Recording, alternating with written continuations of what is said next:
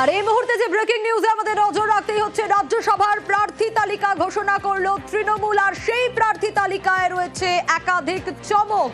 কি চমক রয়েছে, কাদের নাম রয়েছে তৃণমূলের রাজ্যসভার প্রার্থী তালিকায়, আরো ডিটেল আপডেট নেব আবিরের কাছ থেকে। আবির,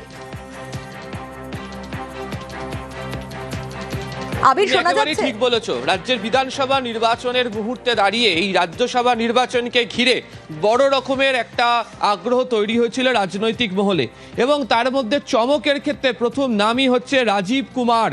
রাজ্যের প্রাক্তন ডিজিকে তৃণমূল কংগ্রেস রাজ্যসভার সদস্য হিসাবে মনোনীত করলো, তাকে পাঠানো হচ্ছে রাজ্যসভাতে। তার কারণ যে 4 জনের নামই তৃণমূল কংগ্রেস ঘোষণা করেছে, এবং রাজ্য বিধানসভাতে তৃণমূল কংগ্রেসের যে সংখ্যক বিধায়ক রয়েছে তাতে 4 জনের জয় নিশ্চিত।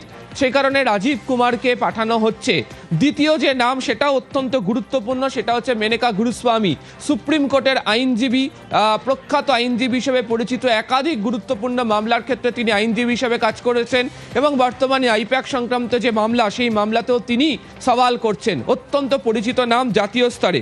এবং অপর দুটি নামও ভীষণ গুরুত্বপূর্ণ। একটি হচ্ছে কোয়েল মল্লিক, অপরটি হচ্ছে বাবুল সুপ্রিয়। তুমি জানো যে বাবুল এই মুহূর্তে রাজ্যের মন্ত্রী, তিনি বালিগঞ্জের বিধায়ক, এবং তুমি জানো যে তিনি লোকসভা থেকে তিনি সাংসদ পদ থেকে তিনি পদত্যাগ করেন, তৃণমূল কংগ্রেসে যোগদান করেন। তৃণমূল তাকে উপনির্বাচনে বালিগঞ্জ আসন থেকে তাকে জিতিয়ে নিয়ে আসে, তাকে মন্ত্রী করে। এই বালিগঞ্জের যে বিধায়ক, রাজ্যের যে মন্ত্রী, সেই মন্ত্রী তাকে পাঠানো হচ্ছে রাজ্যসভার ক্ষেত্রে। তৃণমূল কংগ্রেসের যে 4 জন ছিলেন, তারা ছিলেন হচ্ছে সুব্রত বক্সি, ছিলেন হচ্ছে ঋতব্রত বন্দ্যোপাধ্যায়, তিনি ছিলেন হচ্ছে সাকেত গোখলে, এবং ছিলেন হচ্ছে মৌসম বেনজির নূর। মৌসম কিছুদিন আগেই তিনি পদত্যাগ করেন, তিনি দল ছাড়েন, তিনি কংগ্রেসে যোগ দিয়েছেন। বাকি 3 জনের ক্ষেত্রে কারা আসবেন তা নিয়ে গত কয়েকদিন ধরে নানা রকম চর্চা নানা মহলে হয়েছে, কিন্তু তৃণমূল কংগ্রেসের তরফ থেকে রাজ্যসভার প্রার্থী তালিকায় যাদেরকে নিয়ে আসা হলো তাতে মস্ত বড় চমক লক্ষ্য করতে পারা যাচ্ছে। এবং অনেকেই বলছেন তৃণমূল কংগ্রেস আসলে তাদের সাংগঠনিক ক্ষেত্রের বাইরে বেরিয়ে জাতীয় স্তরের রাজনীতিতেও আগামী দিনে কি ধরনের পরিকল্পনা করে এগোতে চায়, তারও যে বাস্তবিক রূপ তাদের এই রাজ্যসভা সাংসদদের মনোনয়ন হিসেবে যাদের নাম বাছাই করে তারা পাঠিয়েছে, সেখানেই তার মধ্যে লুকিয়ে রয়েছে।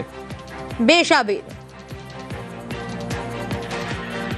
রাজ্যসভার প্রার্থী তালিকা ঘোষণা তৃণমূলের, এবং সেখানে একাধিক চমক, এ খবরে আমাদের নজর থাকবে।